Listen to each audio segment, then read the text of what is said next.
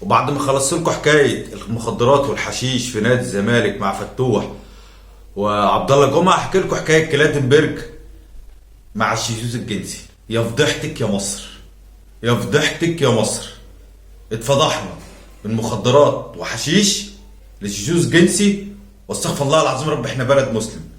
لو عجبك الفيديو بالله عليك ما تبخل عليا باللايك والاشتراك وتفعل الجرس، وخير ما نبدا به الصلاه على الحبيب. اللهم صل وسلم وبارك على سيدنا مولانا محمد وعلى اله وصحبه اجمعين. بصوا يا جماعه، احنا خلاص يعني احنا بدل ما تبقى الكره المصريه معروفه بره ان كره كويسه وكره حاجه جميله، لا احنا بقينا معروفين بالحشيش والعياذ بالله والشذوذ الجنسي. مساله التحكيم السنه اللي فاتت كانت زي الزفت، زي الزفت. لجنه التحكيم السنه اللي فاتت بقياده عصام عبد الفتاح، راجل ما فيش خالص. كان التحكيم زي الزفت، احتواء لفرقه واحده بس. جبنا راجل اجنبي لا يعرف اهلي ولا يعرف زمالك، قلنا خبير يطور التحكيم عندنا. جبناه راجل قعد شهر والتاني التحكيم ماشي كويس. فرقه واحده اللي بتتكلم عن التحكيم اللي هي الزمالك. هات لي من ساعه الدوري ما ابتدى الزمالك اتظلم في ماتشين، هي هتلاقي مباراه واحده. اذا الاهلي ما اتظلم 3-4 ماتشات السنه دي، اذا الاهلي ما اتظلم 3-4 ماتشات السنه دي. لا بس ازاي؟ الزمالك وحش. الحكم بيعمل ايه؟ الحكام المصريين بتوعنا الجمال بيعمل ايه؟ ولجنه التحكيم الجميله المصريه الزمالك وحش، هوب يروح مديله ضربه جزاء تفتح المباراه عشان الفرقه اللي قدامك تهاجمك، تخطف جون وتخلص الماتش، تخطف الجون التاني. السنه اللي فاتت والسنه اللي قبلها كده بالظبط، الزمالك يخطف جونين بضربات الجزاء. شوف كم ضربه جزاء السنه اللي فاتت والسنه اللي قبلها. راجل جاي يطور التحكيم، ساب مراته وعياله، يا ولادي يا مراتي انا رايح اطور التحكيم والكره في مصر. قالوا له يا بابا مع السلامه ربنا معاك. يعني يا بابا هتبقى مصر حلوه في الكره والتحكيم. الناس بقى عياله بقى واهله مستنيين يطور التحكيم. رجع لهم بضره كويسه. لا وضره ايه؟ وضره راجل بيشتكي يقول لك الاتحاد ما بيحمينيش، بيتقال عليها كلام من نادي معين كذا كذا كذا، وبيتقال عليها ان انا متجوز واحد. يعني استغفر الله العظيم يا رب. واحنا عارفين طبعا مين اللي بيقول الكلام ده، عارفين مين اللي بيقول الكلام ده. التحكيم ماشي كويس، التحكيم كان ماشي كويس. وعايز اقول حاجه يا كابتن محمود يا خطيب يا جماهير النادي الاهلي يا لجنه الحكام، كلاتنبرج مشي والاهلي بفارق 6 نقط عن المركز الثاني. الاهلي فارق 6 نقط عن المركز الثاني اللي هو فيوتشر 11 بونت عن الزمالك. الاهلي اقوى خط هجوم يا لجنه الحكام، الاهلي اقوى خط هجوم ب 26 هدف. لجنه الحكام يعني بقول اهو يا محمود يا خطيب يا جماهير النادي الاهلي اقوى خط دفاع ب5 اهداف دخلوا شباكه و5 اهداف قبل ما يمشي راجل الطيب كلاتنبرج. رجعنا بقى واحد مصري هيمسك لجنه التحكيم. الاهلي بدون هزيمه من 15 مباراه، الاهلي بدون هزيمه. راجل مشي، البلد ما قدرتش تحميه، راح السفاره بتاعته الحقوني بيتقال عليها 1 2 3. لا خد ديلك في اسنانك وامشي، امشي. خلاص بقينا معروفين بره بالحشيش والمخدرات والشذوذ الجنسي، واحنا بلد مسلم. المفروض ان احنا بلد مسلمين يعني، وعندنا عادات وتقاليد وعندنا. خلاص ليه؟ عشان واحد بيطلع يهبهب وبيطلع يتكلم محدش قادر يتكلم معاه، يشتم هنا ويرمي هنا ويرمي محصنات هنا ويكسب محصنات هنا ويشتم ده بالام ويشتم ده بالاب، وعادي البلد سايباه.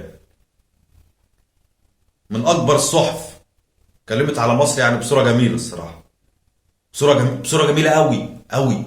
يعني احنا بقول لك فتحتنا بقت خلاص. انا بقول اهو الاهلي قبل ما يمشي كلاتنبرج الاهلي بفارق 6 نقط. الاهلي الاول بفارق 6 نقط عن فيوتشر، 11 بونت عن الزمالك. انا بقول له اللي هو الخامس اللي مره واحده هينط بالاحتواء. انا بقول اهو هينط تاني ولا اول عشان خاطر يشارك في دوري ابطال افريقيا. بقى قناه واحده اللي كانت بتتكلم على التحكيم، قناه واحده اللي كانت بتتكلم عن التحكيم هي قناه الزمالك معروفه. الناس اللي بيتكلموا عن التحكيم هم الزمالك، ما كانش في حد تاني. مشيناه، مشي. هتلاقي الزمالك نط بقى. هنتفرج على الماتش اللي جاي بتاع فيوتشر، مباراه غزل المحله. قال لك الفار اتشال. بص اولها ما بتبان. مباراه غزل المحله الفار اتشال دقيقتين ضربه جزاء. صح غلط؟ ما مفيش فار يشوف بقى خلاص. هو الحكم اللي هيقول. الحكم اللي هيقول. والفار مش شغال ليه؟ انا ما اعرفش. اصل الفار مش شغال ليه؟ انا مش فاهم. نور قاطع بقى ولا اعرفش، ولا حد بيشيل بقى الفيشه بتاع الفار وبيعمل شاي زي ما سمعنا قبل كده؟ ما اعرفش. فجمهور في مجلس اداره النادي الاهلي لازم ياخد باله من الحوار ده. لازم ياخد باله بالحوارات اللي هتشتغل دي. لان انا شفت تصريح دلوقتي على قناه الترابيتا التي بيقول للمدير الفني الجديد، بيقول له انت ليك عليها المسانده، مالكش دعوه بالتحكيم، مالكش دعوه بالفار. يعني ايه مالكش دعوه بالتحكيم والفار؟ يعني خلاص بقى التحكيم والفار بقى بتوعنا احنا. ماشيين الراجل الاجنبي ده اللي كان ماشي ما يرضي الله. لا احنا لينا سكه ثانيه شمال، فاحنا هنمشي شمال. ربنا يستر على الكره المصريه. اعرفش احنا رايحين على فين. يعني فريق زي النادي الاهلي راح للعالميه وانظارها تتجه كلها للنادي الاهلي المصري. النادي الاهلي المصري، خد بالك. ما بتقالش اهلي بس، بيتقال الاهلي المصري، يعني مصر. ربنا يستر. كابتن سيد عبد الحفيظ امبارح قال لي شويه تصريحات كده. سيد عبد الحفيظ ده بقى ايه؟ عاجبني. انت فاهم؟ راجل صراحه بيجيب من الاخر، ما بيخافش. ما بيعرفش حد يمسك عليه غلطه. يعني الغلطه ما تعرفش يمسكها عليه. يعني ما شاء الله عليه. يعني الراجل ده يعني لو في اداره النادي الاهلي كان يبقى حاجه تاني. هو احسن مدير كره جه. بص يعني اقول لك في مصر. الراجل كان ليه شويه تصريحات امبارح عجب. وكان بيتكلم كده كلام بيضرب ولا يبالي زي ما بيقولوا. يعني بيضرب وما حدش يمسك عليها غلطه. بص يا سيدي اقول لك شويه تصريحات كده على الكابتن سيد عبد الحفيظ قبل ما نختم الفيديو. كابتن سيد عبد الحفيظ امبارح كان على قناه النهار، قال شويه تصريحات منها بيقول لك توفير 4 مليون دولار في الوقت الحالي صعب، وقد نتجه انهم يستعيروا. يعني ايه؟ خلاص مفيش تعاقد بس ممكن نستعير مهاجم، لان توفير 4 مليون دولار صعب في الوقت الحالي. بيقول لك تفاوضنا مع لاعب وكانت الطلبات الماليه مبالغه فيه. والتاني كان طالب 9 مليون دولار. بيقول لك الاهلي، كابتن سيد عبد الحفيظ، الاهلي من 20 سنه ما خسرش 2 ديربي ورا بعض مع الزمالك. الاهلي من 20 سنه ما خسرش 2 ديربي ورا بعض مع الزمالك. الاهلي من 19 سنه ما خسرش الدور الاول من الزمالك. سلام عليك يا ابو السيد. يا سلام عليك. على فكره انا اسمي سيد زي اسمك. الاهلي من 16 سنه ما خسرش مباراه واحده في الدوري ضد الزمالك. من 16 سنه الاهلي ما خسرش مباراه واحده في الدوري. الاهلي شغال يعني ما شاء الله. بقول لك ايه كمان يا سيدي؟ بعد التصريحات اللي انتشرت بخصوص الحشيش والمخدرات الفتره الاخيره، عندي معلومه شبه مؤكده ان الاتحاد الدولي بيفكر ينشئ مصحه جنب احد الانديه. سلام عليك يا ابو السيد. عشان الحشيش والمخدرات بقت شغاله ايه. وبعد تصريحات الحشيش الزمالك مش هو الزمالك عشان تبقى فاهم. بعد تصريحات الحشيش اللعيبه خافت تاخد اللي بتاخده بتنشطهم. اديك شايف لعيبه الزمالك عامله ازاي. بقول لك يا سيدي جلادنبرج بيقول لمراته واولاده انا رايح علشان اطور الكره والتحكيم في مصر. انا رايح اطور الكره والتحكيم في مصر. قال لهم مع السلامه يا بابا، تروح وترجع بالسلامه. رجع لهم بضره. لا وضره راجل، يعني مش ضره واحده ست، لا دي ضره راجل. حسبي الله ونعم الوكيل. بقول لك انا مش بطلب منك انك تحتويني، لكن اول ما اقوم من على الدكه، ده بتكلم بقى التحكيم، اول ما اقوم من على الدكه بتبقى حاجه مستفزه للتحكيم، بروح مديني انذار. يا اخي ده الفرق كلها، يعني الدكه كلها بتقوم، الجهاز الفني باللاعبين بالجهاز الطبي بالمدلكين بكله بيروح قايل. لا سيد عبد الحفيظ حاجه تاني، اول ما تقوم ابو السيد اروح مديك على طول. بقول لك يجب، شفت اللي كنت بتكلم عليه بقى اهو. بقول لك يجب ان يتم متابعه جدول الدوري والنتائج بعد رحيل جلادنبرج.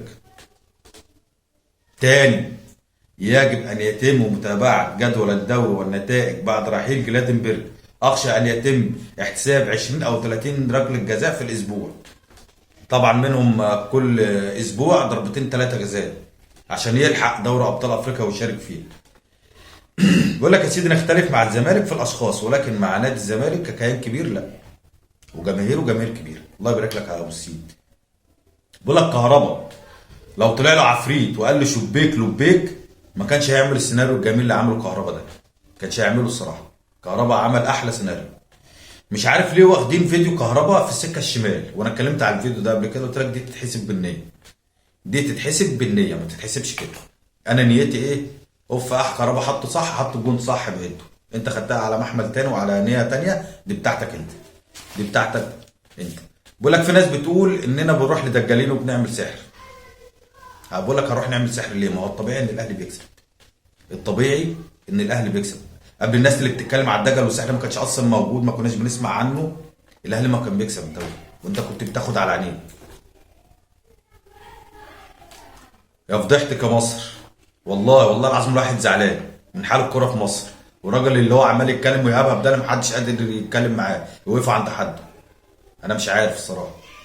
مره حشيش والصحافه تكتب بره والناس تكتب بره، والنهارده